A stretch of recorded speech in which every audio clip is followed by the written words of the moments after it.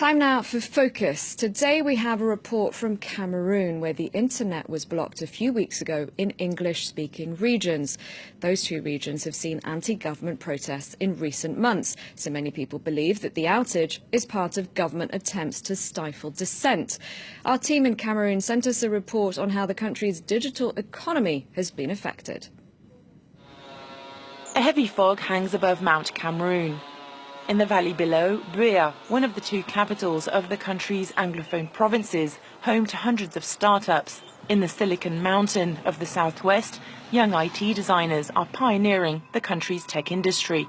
Outside his office building, 31-year-old Churchill, a well-known startup owner in Cameroon, has been deprived of the internet for 5 long weeks. I'm taking you guys to my office, so you get to see how the place is empty because of the internet issues we have right now in the region.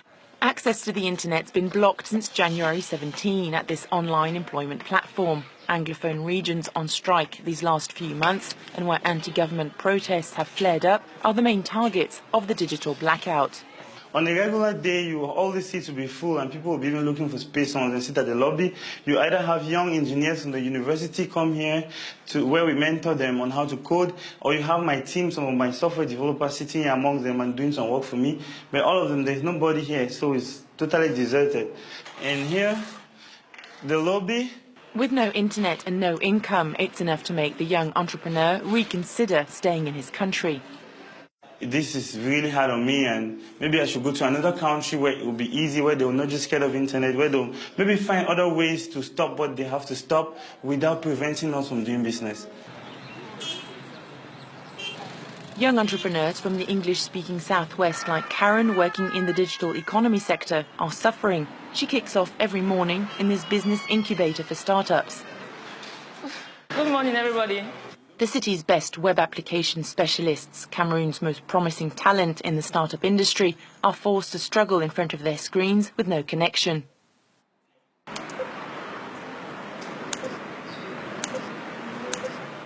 Is everything ready, the video content? Yeah. For Karen, it's impossible for her to do her work, putting videos online. The files are saved to a USB drive and taken to Douala, more than 75 kilometers away, to be put online.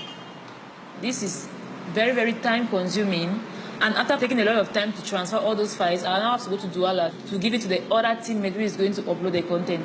And you know, it's money. In business, time is money. So wasting a lot of time means we are losing a whole lot of money. For Karen, the internet outage has resulted in fewer contracts and increased transport costs since she's forced to go to Douala twice a week. The economic capital of Cameroon is the closest city with internet for millions of Anglophones in the southwest. Those of us who live southwest region to go to the littoral region to have access to the internet, they now call us internet refugee. 2 hours later, in Douala city centre, the refuge of privileged Anglophones like Karen, forced to chase down an internet connection. They meet in this office space managed by Kant, proud to offer his digital asylum for a good cause. The startups we welcome here get free internet access. This is our way of supporting our compatriots who are experiencing the internet outage in our country's English-speaking areas. An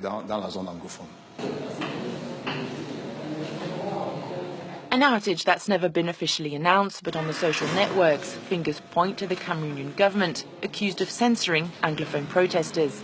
Not surprising then that Bring Back Our Internet, a campaign launched by activists like Steve and backed by celebrities like whistleblower Edward Snowden, has gone viral.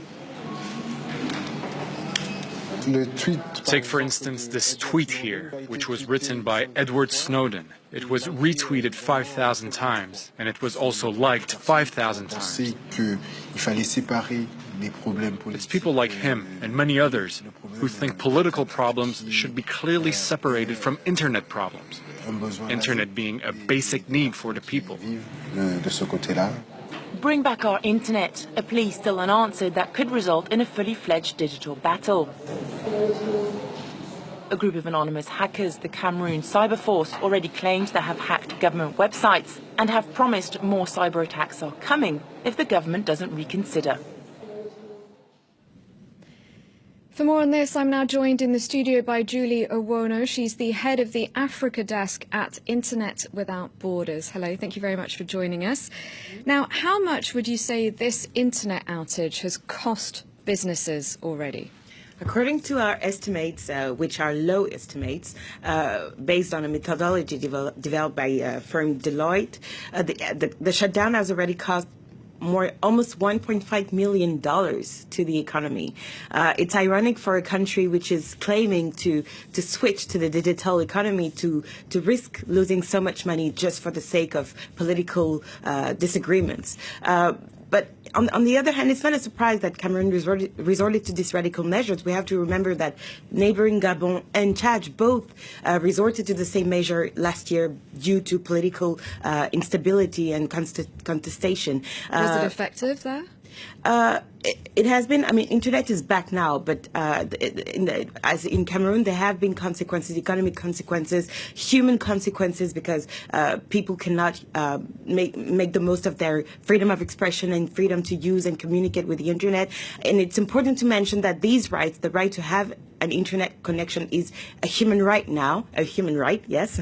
That's what the UN says. That's what the UN says said in a resolution in 2016. So not only the country is losing money, but also the country is violating its international agreements. And that's what we reminded to the Cameroonian government, along with several other organizations at the beginning of the shutdown. And also we reminded the same thing to operators who are also forced to be accomplices of this censorship, of this huge censorship. Unfortunately, for now, they have not. So you're putting pressure on internet providers? Yes, internet service providers. In Cameroon, it is MTN Cameroon, Orange Cameroon, and Nextel, the main ones. And unfortunately, for now, they have been silent on the reasons for the shutdown. But from internal sources that talk to Internet Without Borders, it's confirmed that the government forced the operators to proceed to the shutdown due to security and national. Didn't they send out security. warnings? They did send warning, but after the shutdown, they sent SMSs saying that due to conditions beyond our will, we are forced to put down internet services. But it's not a surprise. Once again, the country has been at war against internet and social media since October 2016. But it's absolutely counterproductive.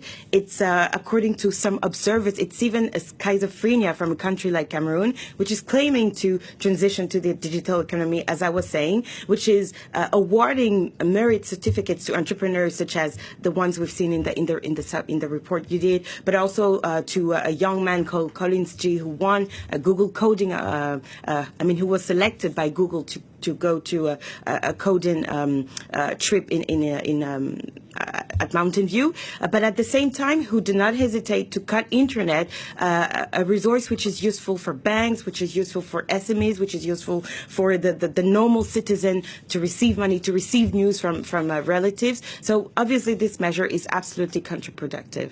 Now, you touched on what you're doing to put an end to this shutdown. What do you make of the fact that we heard in our report there's a hashtag, Bring Back Our Internet, and there are hackers that have been targeting government sites? What do you make of that? Well, the Bring Back Our Internet response is not a surprising one either. For any country which understands the information age, you will always think about what we call the Streisand effect, which is actually a theory according to which the more you want to hide an information on internet, the more this information will circulate. Obviously, it's exactly the same that's happening in Cameroon right now. The government wanted to stifle dissent, as you rightly said in your report. But now even Edward Snowden, who probably would have never talked about Cameroon in such terms, is now talking about the country. So the backlash, the Bring Back Our Internet, is a backlash against censorship and against this radical measure. And regarding the hacking, it's not a surprise once again.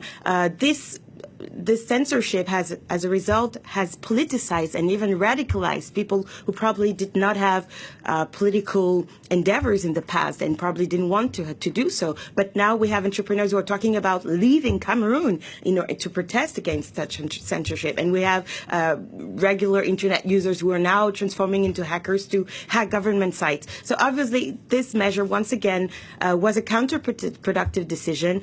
If a country wants to transition to the digital economy, it has to do so accepting the fact that obviously it will have an impact on opening up the society and opening up the right and access to information. All right. Well, thank you very much indeed for your time and your analysis, Julie Owono from Internet Without Borders.